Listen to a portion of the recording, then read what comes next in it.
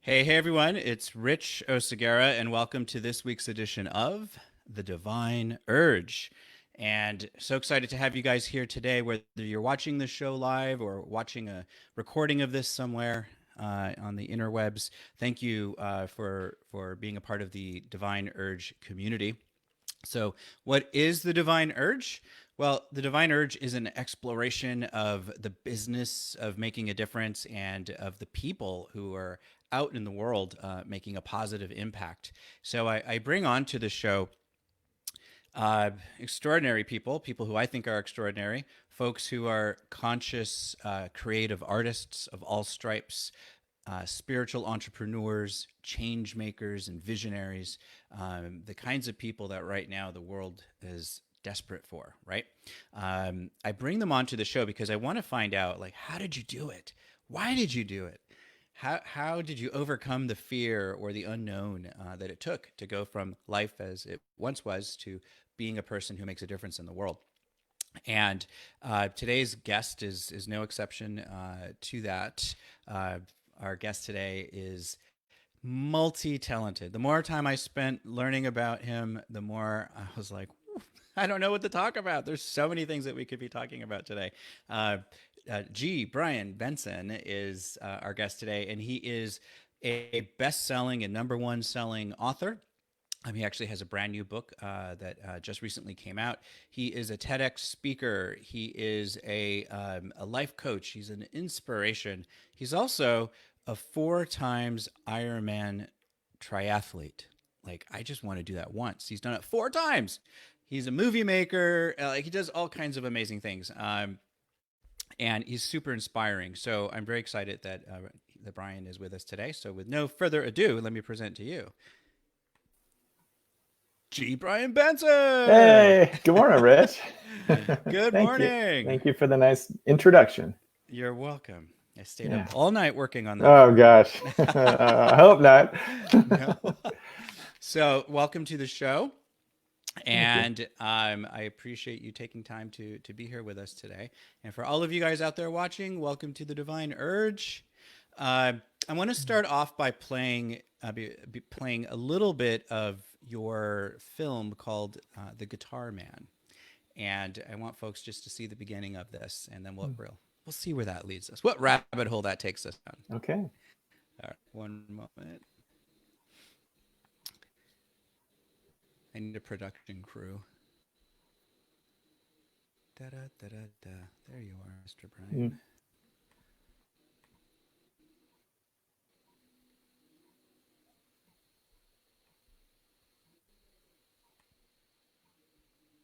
In today's fast-paced, instant gratification, supersize me world, where people's lives are broken down and validated into bite-sized tweets, it's real easy to forget to take a long, deep breath and remember what life is really all about.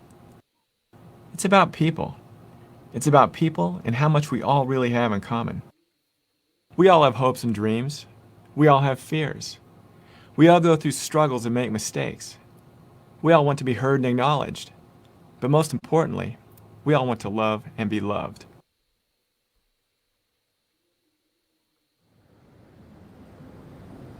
You know, we all have stories. We all have unique experiences that make each and every one of us different from everyone else. And sometimes, when we listen to other people's stories, it has a way of making our experiences richer and more valuable.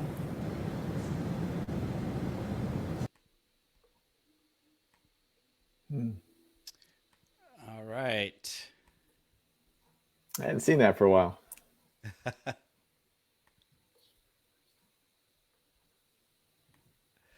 All right. So I'm going to leave it there for Yeah. now. So this was the beginning of your film, The Guitar Man. And from what I've seen of this, you took to the streets of Reno playing, busking, basically. Because you Yeah. also, I forgot to mention, you also happen to be an excellent guitarist in the blues manner in particular. Thank you. You love, right? So you went out and busked, um,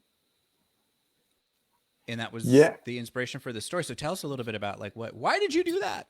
Well, Okay. To tell this, I need to backtrack just a teeny bit. Yeah. I had recently left my family business a couple of years before that into the unknown, and I'm sure we'll talk about that a little bit later. But I ended up in Reno. I'm from Salem, Oregon. I have a son who's 26 now, but was just entering high school and about 30 miles away in Northern California. So I moved to Reno to be near him while he was in high school and to start to reinvent myself.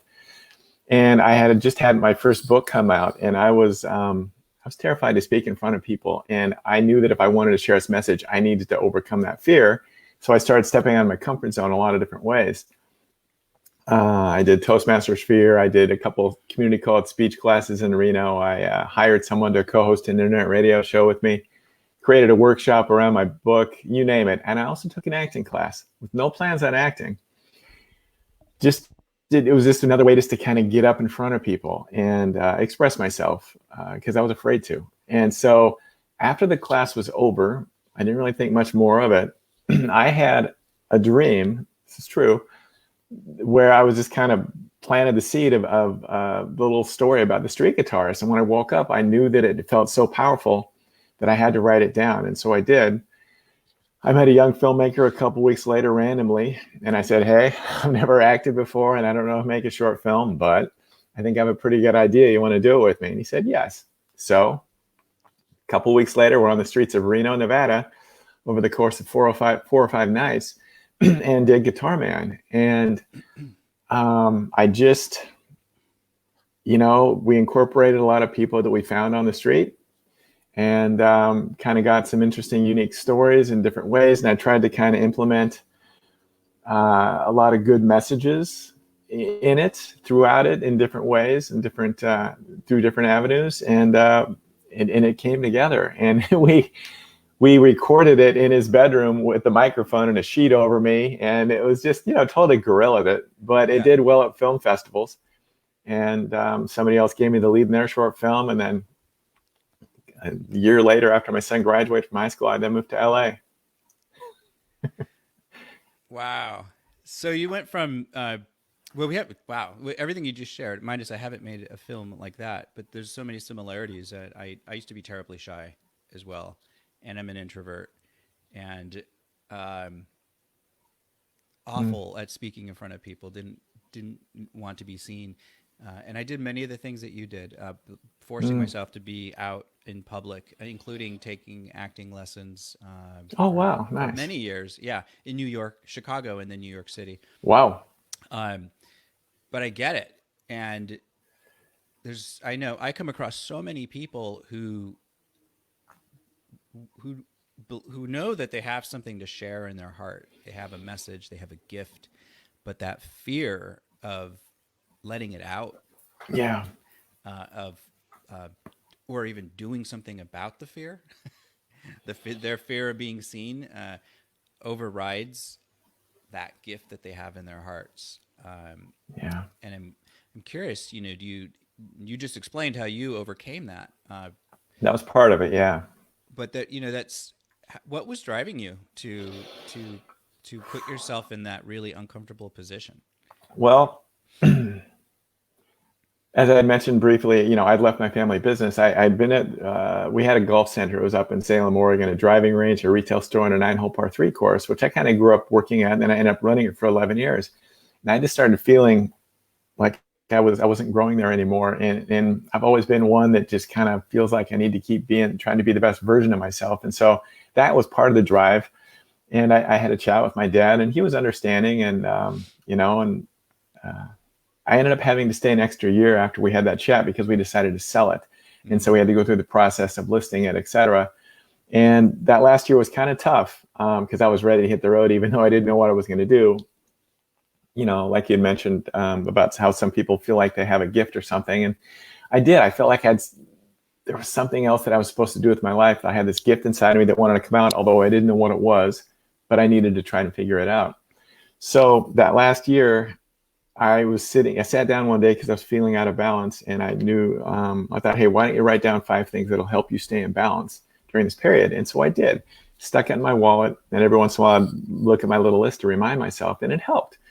And then my intuition said, expand the list and write a book. And I'd never written anything before. but I kind of I followed my intuition, and it kind of poured through me. This simple, fun book on a whole bunch of different ways to stay in life balance. And I self-published it. And then I ended up leaving the business at about the same time that it came out. I moved to Reno then. And So you actually lived in Reno. well, I know I wrote it in Oregon, and it was just finished, and I started the publishing process kind of right in the middle of both, of leaving Oregon and when I just landed in Reno. And so it didn't sell very well because was too afraid to share it. And I didn't know how to market a book 10 years ago. And but I knew that if I wanted to share its message, I needed to do that. And then it won a couple of awards, and it's like, whoa, this is weird and crazy, and I didn't expect it. So that was the impetus to really start doing all those things, to step out of my comfort zone. And as I started doing them, I kept getting more intuitive hits, and I just kind of kept following those intuitive breadcrumbs. And I didn't really know where it was leading. But after my book came out, my mom reminded me that when I was 3, I told her that I was put here to inspire people. And so that blew me away. And so I thought it was just going to be books, but then the short film came along. And, whoa, there's a lot of other really cool ways that I can be creative to put positive messages out into the world. So that just kind of opened up my world as well. And then since then, I've just done more books and more short films and spoken word videos and just all kinds of different ways to express myself and feel more grounded and solidify my foundation, but also to hopefully inspire others too. Yep. I get it. Yeah. I'm on that same boat with you. Yeah, absolutely. Doing what we can while we're here to inspire, make a difference for other people. Mm-hmm. You talked a lot about intuition. That's one of the topics I love to teach about. And it's one of those things that you can talk about intuition, but it's really it's something you have to experience, right? Like how you receive your intuition. And I think we all receive it a little differently too, right? Yeah. So that's why that's my question is how did you, because it sounded like you were aware of your intuition, but as time went on, you began to rely on it more and then actually, imagine this, follow it, which most of us don't do. Right. Push it aside because it may not sound logical or convenient, what our intuition is telling us to do. So how did you start to recognize your intuition?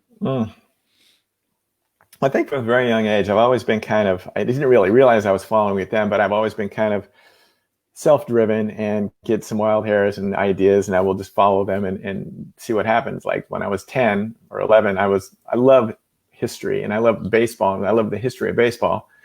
And I found this magazine in the late 70s that had this bunch of addresses of former ball players. And I said, whoa, I'm going to start writing them. And this is before it became a business and stuff. And so I wrote to probably 100 guys. I mean, that played in the 20s and 30s and 40s. And they started writing back. And Christmas, my mailbox was potentially Christmas every day, and it was just so fun. So I was always kind of doing stuff like that.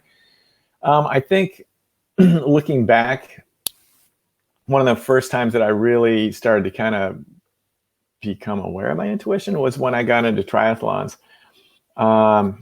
It was in college. I had a knee injury and I had to rehab it. And it was a scary time because I was very active in high school, played a lot of sports, and I wasn't quite sure what it would be like post rehab. But I had heard a couple buddies talking about doing a short triathlon the summer before. And this is when triathlon was pretty early too, early on in the mid 80s. So I set a goal on it. And I'm gonna sign up and do a short triathlon once my knee gets healthy. And so I got just really into exercise and got my leg right and got my body right and did a short race. I just got hooked. It just made me feel empowered and alive. And I did 4 more races that summer in 87. And then the next year I did 10. And then the third year I did a few more plus my first Ironman. And it became a lifestyle for a while there. And it made me feel alive. And also, this is a whole different subject we can tap into. But there was a part of me that still hadn't really learned how to love and accept myself. And I think, although it was totally healthy for me to be doing these races, but it was a way to for me to feel good about myself. Yeah, and that's the subtitle of your film. I believe, or it's in your film. Be free yourself to be yourself. Oh, To be free yourself to yourself. free yourself. Yeah. Yeah, that's that. What you just said made me think about those words. And can you say more about that? About the how you Yeah. started to realize the self love part? And I think it's important because, in my experience, men are not as willing to talk about or even say those types of things like I love Yeah. myself, right? We make fun of it.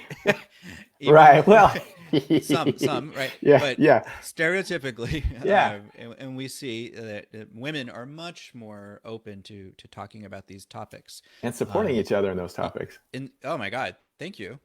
Because it's pretty taboo for men to support each other emotionally. I do have some friends who are doing amazing work in this world of men's work and teaching men that being part of being a man is having emotions and loving other men, and it has nothing to do with sexuality or Right. sexual Right. identity, right? But as a man, how did you how did you do this self-love thing? What did that mean for you? That was a process. I mean, after I've gone through it all, I mean, I truly believe now that, love yourself and everything else falls into place. I mean, it is the key for everything. It keeps you from filling all those false voids that waste our time and send us down the wrong paths and get us involved with the wrong people, you name it. You know what I mean? But Yeah. I think there's another little sub story. In high school, I played baseball on the JV baseball team as a sophomore, and there was just a couple of us that were sophomores, and some of the older guys started hazing us pretty bad. And one guy thought I looked like a monkey, so he and four of his buddies called me monkey all season. And when they saw me in school, they called me that. And to be honest, I didn't realize how much it affected me. But until recently, I really have never felt attractive, and so I think that has probably played a part in things as well, in my whole process of learning how to love and accept myself.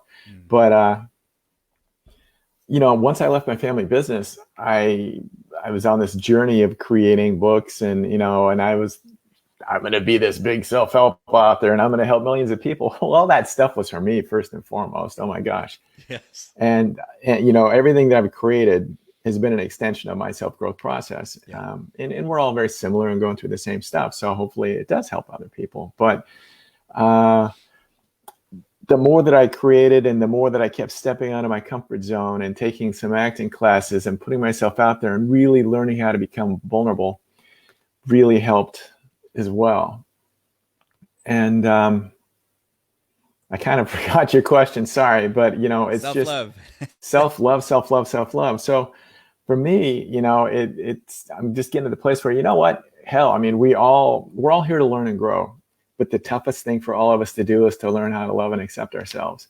And so the more that we can shine light on that, and the more that we can shine light on our areas that aren't doing that, and maybe clean them up a little bit, shine some light on them, throw some love at it, the better off we're going to be. And it just frees us up, and it allows us to truly be ourselves. I've held myself back. Even though I've done a lot, it's amazing. I kind of wonder how I'm able to do all that I've done, still kind of having my shields up, you know what I mean? But I really feel like they're coming down once and for all, and it's really exciting. And yeah, I mean, I'm giving you all. Yeah, I'll stop right there so you can talk.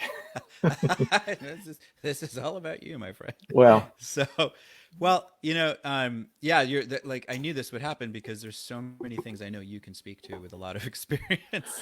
So we're going to have you back many times, I predict. that'd be my pleasure.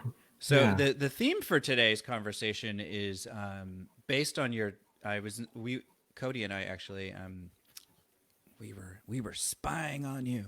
We watched your TED Talk. Thank you. And yeah, awesome. You talk about you said something in there that caught my attention about there are no rules. I think it was one of your Happily expect the unexpected. There are no rules. Yes, there are no rules. Yeah. Okay. So that inspired my idea for what we would talk about today, because here we are in this time of COVID-19, in our homes, because we have to be. I mean, at least in the states we live in, and Brian and I live here in California. For those of you, you're in LA, right? And I'm here in San Diego. So we've been on, stay at home since 2 or 3 weeks. March. Yeah. Yeah. Other parts of the country are just now becoming part of this trend. And so I have noticed that people seem to be in very different states, not geographically, but their mindset. So those of us that have already been dealing with this on a very personal level, like we're 3 weeks in, like maturity wise, to like the emotional roller coaster that this is. Yeah. And then the people that are just like getting a clue, and right now I'm speaking about the governors of certain states. They're like, oh, maybe it's a good idea. I couldn't believe what the gentleman in Georgia said. Oh my gosh. Wow. Oh, well. And that's exactly who I was thinking of. Right. So we have friends in those places like Georgia, actually, and we could see based on social media the lack of connection, the disconnect between what's been happening that we've been dealing with very seriously and how life seemed to be going on normally over there, right? And now it's catching up to people. And so people, my point of all this is we're all in very different places of the reality that we have to be at home for we don't know how long. And that, yes, in fact, there's a lot of people being diagnosed, extraordinary numbers of people who have died and who will, and these numbers keep increasing all around the world, but especially in the United States. So here we are in our homes with a lot of time on our hands. And for me, the way I'm experiencing this so far is there are no rules anymore. The way the world worked, the way I thought I was supposed to work, the things that I do, who I am, like all of that seems to have just been pulled out, like the carpet pulled out from underneath me. But that's not a bad thing. Normally we use that. It's an opportunity. Yeah, exactly. Normally if you use those words, oh, they pulled the rug out from under me, or, that's negative. But how thin was that rug that all of my identity was built upon? Right. Right? Like it wasn't even real. And that could be devastating to find out. And it can also be, like you just said, an opportunity that could be enlightening and uplifting. And so how can we do that, Brian? How can we take the situation that we're in with so much uncertainty and use it to craft our reality? Like, what do we get to do with this time that we have on our hands? How are you using this time? Well, that's such a big question. I think everybody's dealing with differently because we're all different places, maybe kind of in our own self-growth process. Yes. But I always, and there's going to be a lot of things happening now that they're going to suck for a lot of people for a long time, but they might end up being blessings in disguise. Maybe they weren't happy at their job and they're forced to do something else. And the sky's the limit. And our country's going to be changed. Our world's going to be changed in a lot of ways. Some jobs will be gone forever. Some are being created. Yeah. I'm hoping that it makes us more compassionate as a whole. LA is really interesting right now. It's so much calmer and the energy is nice finally. Before it's always kind of frenetic and stuff. Yeah. And there's a lot less traffic. And so in some ways I kind of like it. But, I don't like the suffering that a lot of people are going through. And I was kind of, feeling a lot of the probably collective fear the first week or so. And we're all kind of wondering, is the grocery store going to have what we need? And are people going to be steamrolling everybody else to try to get it? But we've found we're into it's pretty even keel right now. And the stuff's there and you go in the afternoon, it's not very bad. You know what I'm saying? And so I've kind of eased into this new normal for a while, how long it's supposed to be. But ultimately, I think hopefully this is a wonderful opportunity for people to just, if you can, take a deep breath and just start to work on yourself a little bit, because that's the best thing that you could ever do, and just see what comes up from it. But it's hard, when things are changing and you're not used to slowing down and you're not used to, being with yourself and dealing with, your thoughts, because maybe before they were being drowned out for a variety of reasons, your life the way that it was set up. So Well, I'm in it. Well, go ahead. Go ahead. well, what you were saying before we went live, Brian and I were joking. He said, "Well, at least you're with someone in the Yeah. isolation," and I said, "Well, at least you're not." Yeah. And so I have my partner Cody here, and that's awesome, right? But I know I must drive him crazy. Our energies are, we're very different people, and I can be really intense. You seem so calm on the show. The New Yorker in me comes out, right? Yeah. Yeah. And then those people who are alone, who don't have another person to bounce off of. Yeah. Me. Like you, right? Like either way, whether we're alone or together, we're faced with this opportunity to be with our thoughts, as you're saying. And how do we do that? Like, it sounds good. The parts of us that we're not happy with, and the parts of us that we don't want to see the mirror reflection of it, they're being shown right now. Right? Say that again. Oh, well, and the parts of ourselves that we're not happy with, that we're being forced to really stare at in the mirror, so to speak. Yeah. We're having to come to grips with some of that. And I've had a couple chats with people who are really struggling right now because they're in situations they don't want to be in and they don't like, and they're kind of having the rock bottom. But you got to go through the rock bottom before you're gonna want that impetus or poke in the butt to start changing things. Yeah. I mean, there's one of the things that keeps going through my mind. I know I've said, and I hear people say, as a coach, we hear, I know you're as a coach, we hear a lot from people, right? And one of the things I know that is common is like, well, if I had more time, if I could stop no more excuses. If I could stop the world, then I would do this. Well, guess what, people? The world has been stopped. And we have been given time on a silver platter. Put your money where your mouth is. Yeah. And so here it is. Like, we don't know how much longer this is going to go. It doesn't appear to be ending anytime soon. And every minute that this goes on, as you were talking about, the financial ramifications for business it's been obliterated. And as far as I'm concerned, things will never be the same. There is no going back to how it was. And I think that's a great thing in lots of ways. And how we use this time right now is totally up to us. No one can tell us how to be with how to use this time so that we can do this inner work. We can choose to watch TV all day and watch the loop of the news all day. And I'm 100% all for being informed and getting that information in. And I admit there have been days when that's all I could do. And yesterday, I think it wasn't until way late in the day, in the evening, that I finally sat and watched, the news. And I don't have regular TV. I have to watch everything on, YouTube or Netflix or whatever. But I got caught up, and it was like, wow, okay, great. Now I know everything that happened, and I didn't have to spend all day getting there, and I actually got other work done. But it took me a while to get to that place. No, I think, initially you're just glued to it. And unfortunately, it's kind of low vibrational. And so that just makes you feel crappy. And for some people, it probably makes them eat when they don't want to eat or don't need to eat, or do a lot of things. You know what I mean? Which just continues to heighten the pall that's hovering. Yes. And so how do we do it?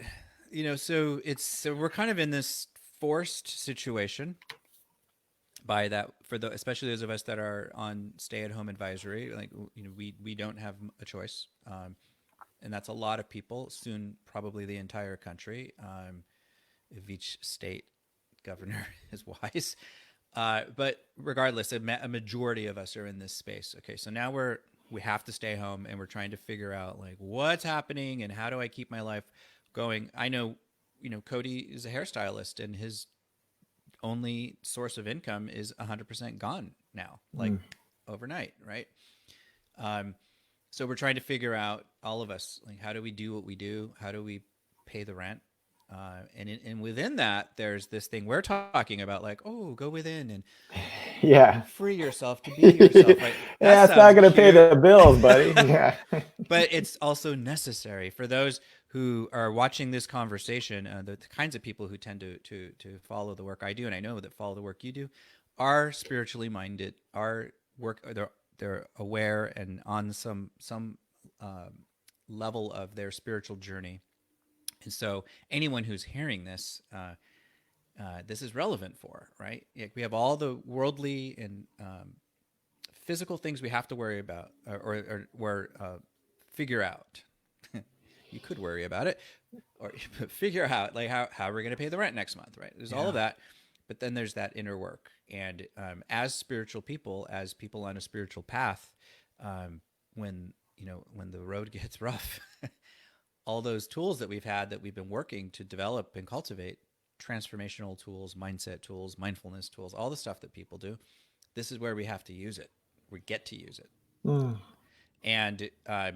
And that's, for me, I'm finding, even as someone who says, I'm a teacher of self-mastery tools, according to my website, I should have this handled. But it's been really hard. Just like point blank, hard, frustrating, kind of maddening. And then it's exhilarating and exciting. And it's like this real roller coaster. So how can, for those like us, how do we still create our new reality? How do we use these tools of self-empowerment that we've been working on, whatever ones we have? Yeah. For me, I've always, and I don't think it's any accident that my very first book was on a whole bunch of different ways to stay in balance, because I learned a while back what kept me in balance and what threw me out of balance. And it became a lot more self-aware in that regard. So it helped me to be able to live more proactively and not reactively. And so I think that's really key right now. The more self-aware you can become on your schedule, the way that you're living in the world, what keeps you in balance, what throws you out of balance. If you can kind of hone in on that and eliminate that stuff and stay ahead of the game and ahead of the curve, you're going to be so much better off, and you'll have more choices. And I think the more in balance you can be, you'll also allow your intuition to come through stronger, because it won't be so muddled, and that will also help. And there's a lot of things you can do under the balance heading. Meditation, go for a walk. Movement is so crucial for me every day. Even before this, I'm one that needs to so movement, and I get a lot of ideas that way. It kind of, it's fuel for the intuition. What you eat makes a big difference. It really makes a big difference on our energy level. And so try to do better in that regard if you can. There's this, something else that I think is really important that will help fire up your intuition, and it will also just kind of keep your brain quieter, is tap into some creative skills that you might have or might want to learn how to do. That's really important right now.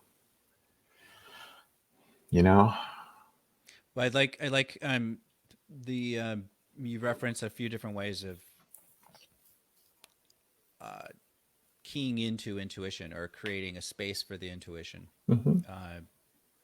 And that's, I think, really important, especially now with, we can use our logical mind, our logical brain, which is going to be very much based on the past, right? Everything that we've experienced about how do I navigate this crazy time right now, right? Yeah. Well, let me think about that. I've said it many times in this conversation already. think. So that's the logical brain, right? That's fine. But the higher source, the more reliable source, is our intuition, and if we're not receptive to it, if we're, like you said, what we eat, having movement, what we're surrounding ourselves with, the creative activity, these things increase our vibration. Depending, and I think they'll kind of help subside our fear a little bit too, right? And that's where the intuition, actually, we're present. We're able to hear it more directly, or get to know it Yeah. how ours works Yeah. individually. I think that's really great advice.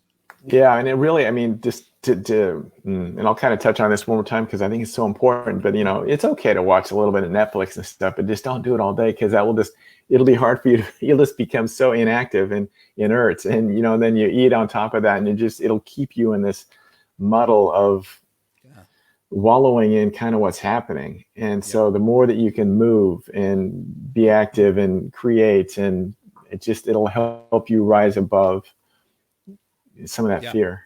Yeah, and I've been seeing folks on Facebook in particular. I have friends who are doing. I have one friend, Daryl. I don't know if he's watching today. He sometimes watches the show live. He's up in Canada. 2 times a day, he goes live to do push-ups. So he's inviting people to watch him or to do I forget how many he's doing, but. It's the thing at 9 and 12. Join him to do push-ups. So it's that body movement, right? Just being in community in this unusual way. For most people, we're used to being on Zoom and being on teleseminars and doing these kinds of things, and now the rest of the world knows what it's like to do everything through video chat. But I've seen people doing stuff like that. Friends who are doing yoga classes online. Tune in at this time, our workouts. So there's no lack of ways that we can find to get some body movement just on social media. I've seen people doing creative get-togethers on Zoom, like virtual happy hours, virtual comedy shows. And so this being in community, I think, is really important. Like you doing your Wednesday, you go live, and you just make yourself available for people to ask questions and to talk. And I think that's really beautiful as well. So these are for some of us different ways of interacting, but I think that staying connected to people the way we have to now, so important. It's kind of funny. I'm an introvert, kind of like you by nature. I'm an outgoing introvert, but I need a lot of time to refill my cup, and so that's, in some ways, that's okay with what's happening. However, I'm also kind of wanting more community, and I was feeling like that even before this happened. So now it's just like, oh my God, it's driving me nuts, But we get it however we can now. I meet some friends sometimes for a walk. We'll stay socially distanced, but that's my and going to my post office box is kind of my social time now, other than some online stuff. Yes. Things have changed for us, right? Well, speaking of change, I want to turn the topic a little bit towards something that I know has been part of your life more recently. And has now become part of my life. And so you were fairly recently diagnosed with prostate cancer. Yeah, at the end of December. At the end of December, okay. Yeah. And when I first heard that, and I know you through social media and through mutual other spiritual teacher friends like Amanda Masters. It turns out we have a lot of people in common from different parts of my life. So so you're I know you that way, but this is the first time for anyone watching this right now. And shout out to all you guys watching live. This is our first time having a real conversation outside of Facebook message comments. But when you started talking very publicly about it, I was like, wow. But wait, he's a spiritual guy. Like, he's a positive, like, people watch him because they want to be inspired, And then I started to learn so much more about you when you said yes to being on the show, and you've written multiple books, even children's books, and you've done a TED Talk, and you've done 4, Ironman, and now you've done many triathletes, right? Triathlons, like, the very tired phrase of, it shouldn't happen to a guy like you, right? Well, yeah. Yet here it is. And how have you been? How do you deal with that? It's so weird. It's been such a interesting past 3 months. Gosh, in some ways, I mean, it's been such a blessing so many times over. I cannot explain it. I'll try. But when I found out, I had an initial little kind of felt sorry for myself a teeny bit, and had a little cry with my dad and my son when I chatted with him on the phone. But for the most part, I know why I was put here. And it's just, I'm not here to tell anybody what to do. I'm just here to share. And so I just try to share my own experiences and my own self-growth process, because in all the different things that I've done and gone through, because I've experienced this about as much as anybody. I mean, we all do, it's life. But just to help other people, if it helps somebody else, then fantastic. And in some ways, I'm helping myself too, because I continue to become more authentic and vulnerable by sharing. And so, it's for both of us. You know what I mean? It's not just for other people. It's for me too. Right. So it's, for the most part, I really don't even think about it. I know that might sound freaking crazy. I've just surrendered to the process, and I was supposed to have surgery last week, but it's been postponed because of what's going on. Yeah. And so, I've just surrendered to it. I've had the MRI and the bone scan, and when I went and had those done, I went by myself, and that was just kind of I felt sorry for myself for a few hours, and it was just kind of, you don't want to go to those things by yourself, but you know what I mean? I did it, and luckily it hadn't spread, and I think they've caught it fairly early. So I'm just surrendered to having the prostatectomy, whatever I'm supposed to have it. They said April, but I just don't see any way that they're going to have it in April with all this going on. So I'm thinking another couple months. Yeah, it's taught me many lessons. It almost like shoved me through this doorway of placing me almost kind of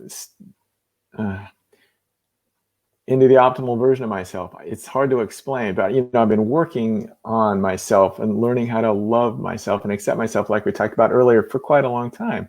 And you make progress and progress and progress. You keep doing it, but it's just like I just got shoved through this thing as I just started sharing more, and just I wasn't afraid to share more, and so that's been really awesome. And it's taught me to become a better receiver. I'm more of a giver, and that doesn't always work, and you need to have a flow with that. Yeah. And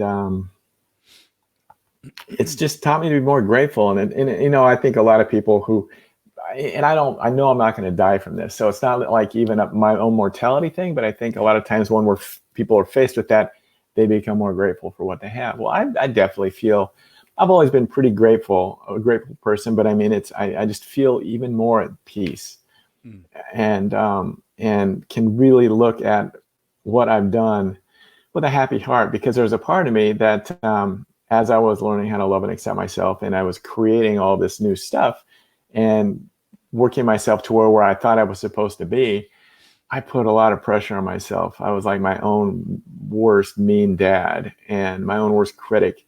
And it's like, after I created something, and what's next? What's next? Because I kept thinking, is this the thing that's going to spring me, or is this? And I was not enjoying the ride, and that's just freaking ridiculous. It's so cliche, but it is about the journey. Yeah. And so now I'm just at peace with everything, and I'm just going with the flow, and trusting that what I do, whether it's a book or a video, it's going to reach who it's supposed to reach. Yep. That's all I can do, is just have joy and create it and let it go. And whereas before I was putting pressure on myself for a lot of things that were out of my control. Yeah. So I know I just said a whole bunch of stuff. No, it's all really great. And I know that people are dealing with all their own versions of something, that's impactful like this on one's life. And this would be my first time saying this out loud. I've said it to you, and I have Cody's permission. But my partner Cody, my fiance, just this week found out that he has prostate cancer as well. And I will have to say that you were one of the first people that I thought about because you had been so generous in your personal sharing, and I know Cody and I had started a conversation with you prior to getting the diagnosis, and you were so quick to offer up your Yeah. availability to talk. But it's been, finding this out during this time too is kind of been an interesting situation, because Right. we have this bigger, like, we're all gonna die, conversation happening in the media or in the world, and then there's like, oh, and you have prostate cancer. Great. Yeah, right. Hey, let's just throw an earthquake on for By good the way, measure. yeah, exactly. Uh-oh, yeah, I don't want to Sprinkle jinx another. that. I know, but yeah. So it's. I feel, for me, I can only talk about how I feel about this, because Cody's not physically right here, although he is watching. Hey, Cody. But being his partner, it's I feel very helpless. Even have had feelings of like, Guilt? yeah, exactly. That's exactly what Like, I was why going to you, say. not me? No. What didn't I do enough of to prevent that for you and your body? Like, this, that's not even a logical thought, but Right. mostly it's just like, the thought, or I've said it to him many times, you better not die or I'll kill you. Right. Well, It's like, that'll help. that takes on a lot of different meaning now. But it just, that he has to, that's happening. And I think very much because of, we're spiritual people. And of course I know that does not exclude or protect anyone from anything because you call yourself spiritual. In fact, all the more reason you might be aware of things in your life that need fixing. But he's been really calm about it. I probably have been the Good. one much more upset, and by myself. I haven't displayed it much in front of him, I don't think, but just knowing that there's something that could endanger him, and right now it's not a priority anyways, because of the bigger Yeah. priority that's happening. And the good news with his diagnosis is it's also early, Good. and there's options for how to handle it without an immediate decision having to be made. Good. I was going to say one more thing real quick, if you don't mind. Yeah. And I forgot to mention a second ago, I think what also puts me at ease is knowing that I've pretty much done all I can do for myself. As far as I changed my, I've always been a pretty healthy eater since I was racing in triathlons and very kind of self-aware about my body. But I completely went plant-based Yeah. when I got the diagnosis. And then I went and did a 3-week plant raw food detox. And I lost 10 pounds and I feel so much better. And I'm doing, that's all that's in my hands. I can take care of that. And so I'm feeling better just emotionally because of that and physically. And I know that will help. If it cured it, great, awesome. But I mean, I'm still surrendered to the process of having surgery, but at least hopefully by doing that, it'll help stop giving it some fuel. Yeah. You know what I mean? In the interim. Yep. And, and I, stay healthy, meditate. So I'm doing what I can for myself. And that helps me sleep at night. Mm-hmm. Yeah. Thank you. Yeah. Thank you for putting, prior to this affecting our lives directly, the fact that you were out there sharing. And I think this just goes back to the point of this entire conversation is, we are all here for a reason. We're all here and have a gift to share with the world, whatever that is. It's completely different person to person. Mm-hmm. But when we don't listen to our intuition, when we don't follow that divine urge, when we give into the fear of being seen versus stepping into the unknown to share what's there for us to share, then there are people who may not hear what needs to be heard from us, right? And that many months ago, you just prior to before you even found out about your diagnosis, already just being a person who was visible and putting positive things into the world, right? and then you started talking about this particular situation, and that caught my attention even more, not knowing Thank you. what was coming down the road for us. Maybe intuitively we did know, but Yeah, right. thank you, because that's what there is to do, and not everyone does step into that unknown, into that courageousness that it takes, and that's why I do this show, so that other people who are watching can see, like, wow, if Brian can do this, then I can do this, right? Thank you. So I'm really grateful to you. No, my pleasure. No, you do a wonderful job, by the way, too. You're very great questions, very calm. Yeah. Thank you. Yeah, you're welcome. So we do have a couple questions that came up, so I want to get to those. Before we do that, I do a little segment on the show every week where one of the things I am is an essential oil educator.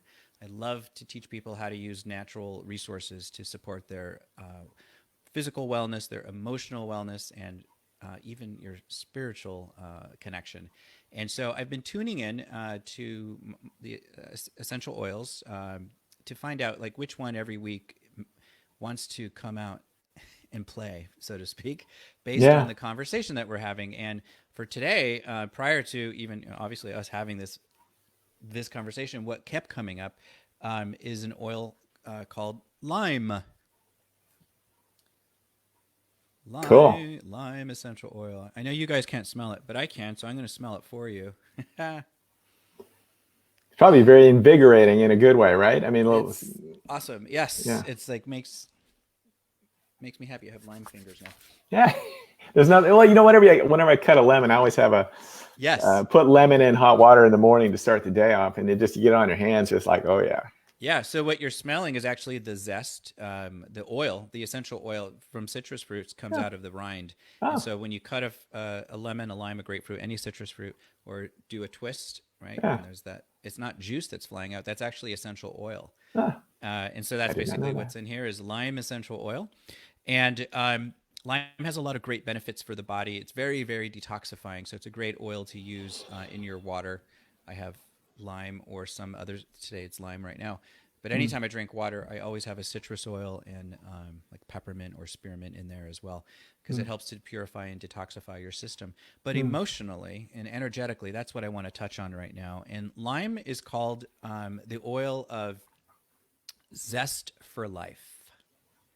And that's what you represent, mister, is the zest for life, right? Even in the face of death, you have this zest for life. And so this book is called Emotions and Essential Oils. You can find it on Amazon or just about anywhere that sells books.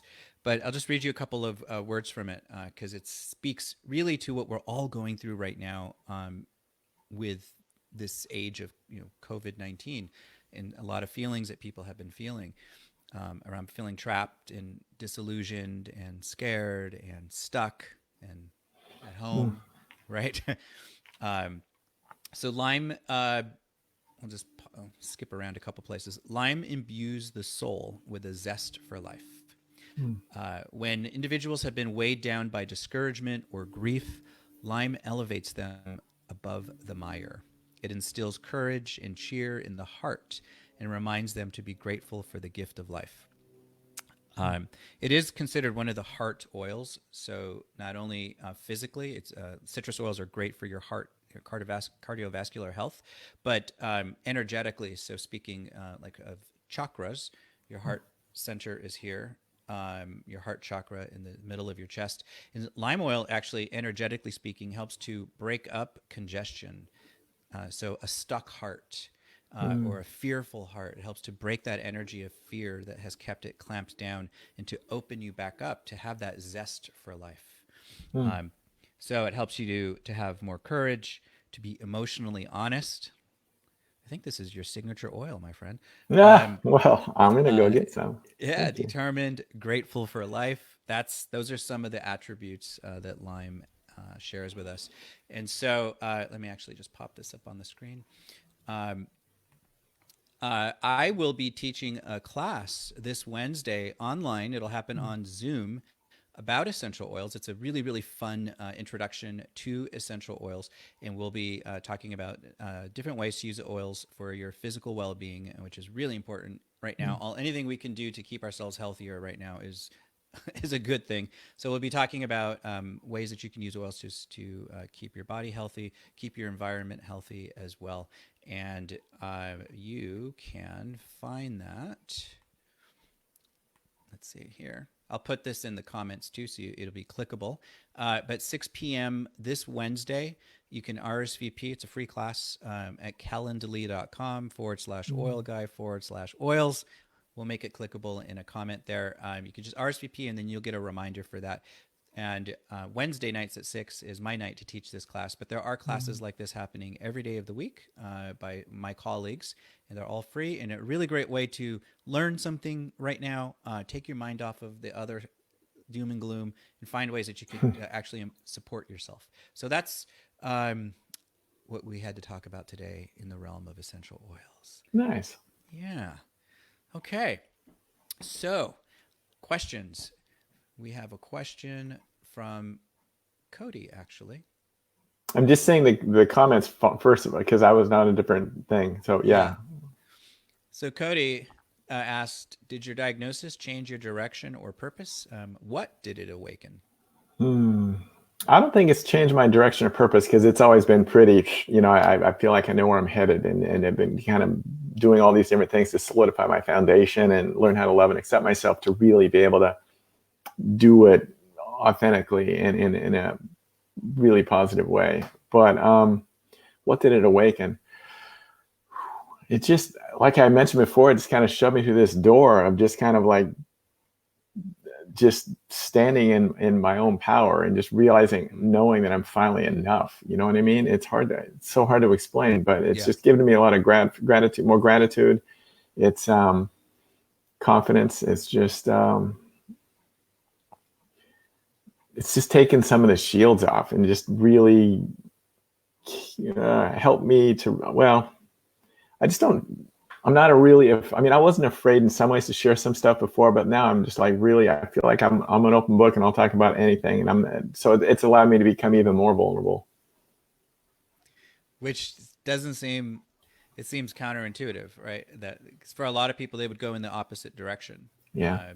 And I think that, would you say that it's because of all the work you had been doing on yourself up into this? Is that part of what has given you the strength to choose a different way of responding to the diagnosis? I think so, but I also think part of it is just probably I'm lucky. I've always been kind of positive and optimistic, even though I still had to work through all the same stuff that, we all have to work through. Yeah. So yeah, and some of it was it's me, and it's just me standing in my power now. Really just not being afraid to. Okay. And on that note, Jeff asks, hey, Jeff, you seem incredibly grounded. What keeps you in that space during this time? Thanks for the question, Cody and Jeff. Just all those things I talked about earlier, all the self-awareness on balance and what keeps me proactive instead of falling into that reactive mode, and becoming more self-aware and implementing a lot of those strategies into my life, and they just become habit. And so I'm able to just kind of helps me roll through difficult times a lot more easily because I've got a grounded routine. Yeah. And that routine piece, so important. I've struggled with it during this time specifically. And just when I thought I had my routines down, everything changed. And it's like, oh, what? So, some of our routines are going to be upset, but yet we can still do things, you know what I'm saying? Some of the things to help us. Yeah. Yeah. You're so funny. All right. So people can find I'm not letting you off the hook. People can find you at gbrianbenson.com. I know someone had asked also the Guitar Man, your movie is there. You guys, there's tons of great content on Brian's website, so check it out. Thank you. Lots of videos that he's made. I didn't even get to watch them all yet, but your TED Talk, I think, is accessible from there. Yeah, everything's pretty much on the website as well as on YouTube. And the books. Yeah. So if you need, we all have a lot of time on our hands, and so if you have run through all of your Netflix, then definitely visit Brian's website, because there's so much positive stuff there to nourish your soul and feed your mind with good stuff. Why? So that you're more receptive to your intuition, and you have that courageousness. You start to love yourself more. Yes. Which in turn, everything else will fall into place once you start doing that. You got it. Yes. Yeah. I love that. Okay, so we are almost at the end of our show. We are actually at the end of our time. Just a couple of things I want to go through, and then we're going to end with just another quick clip from the end of the Guitar Man. But you guys, everyone who's watching here, thank you. You've been watching The Divine Urge, which is one of my passion projects. I do this because my intuition told me to start doing this, so I'm listening. Did not make sense. It takes a lot of time to put this together, but I'm doing it because I love to bring positivity into the world, like Brian does, and I want to showcase people who are out there doing the thing, and show you guys how you could be doing that too in your own version, and that it's 100% possible, no matter what's happening in your life, where you are in the world. You can make that choice to rise out of whatever fear or inhibition has kept you from being your authentic self. So that's what this show is here for. So I appreciate you guys who have been watching it, who share it with your friends. You can watch past episodes of The Divine Urge on my website, and also on the Facebook, my Facebook page. So you want to check those guys out. And soon Brian's episode will be on my blog as well. And if you feel inclined, running this show does take a lot of work, and we're now in this age of people supporting each other in new ways and being bold and asking for support. This is something I never would have done. I did it once last week, and it made me want to puke. But I'm the same way. I know. Hey, if you found this inspirational, but we need help. We do. Like, we have to pay our bills too, people. And this is how one of the ways we do it. You can support The Divine Urge with a contribution, donation, whatever you want to call it, on Venmo or PayPal. I'm Rich Oceguera. Either way. Whew, there, I did it. I'm proud of you. All right. So I want to bring on your the end of your movie, because it really, I think, sums up everything that we've talked about here. Sure. Before I do that, though, before you give us some final words on your film, what's one thing right now that you feel on your heart to put out there before we switch over? I always like to just say that I just want people to know that they're enough, just being who they are and what they have to work with. And I think that's what we say. I don't know. It's been a little while since I've seen it. Let's do that. Let me just cue that up. There we are. I need a technical assistant here. We all have stories. I think it's up to us to decide how we want them to turn out.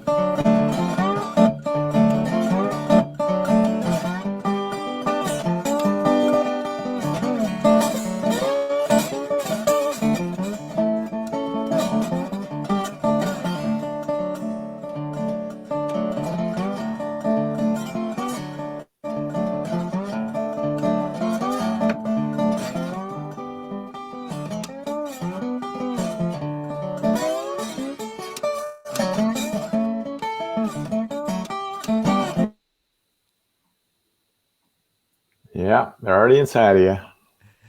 Awesome. That's so awesome. Thank you, Brian, for being with us today. Oh, it's my pleasure. Being Thank you, Rich. awesome and such a bright light in the world.